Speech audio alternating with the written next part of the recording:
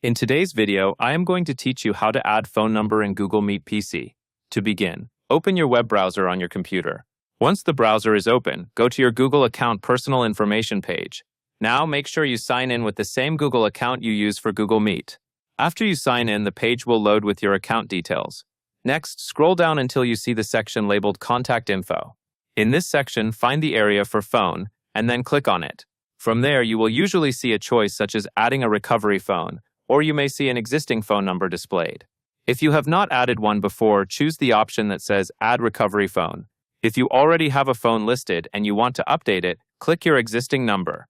At this point, follow the on-screen steps carefully. You will be prompted to type in your phone number. After you enter the number, proceed to the next step where Google will verify your phone. Google will send a verification code to your phone via text message. Look at your phone to find the message from Google that includes the code.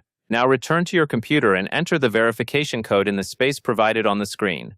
Google will usually accept the code once it matches what it sent. Once that is done, you can close the page or continue reviewing your contact and recovery settings if you want. That covers everything you need to know.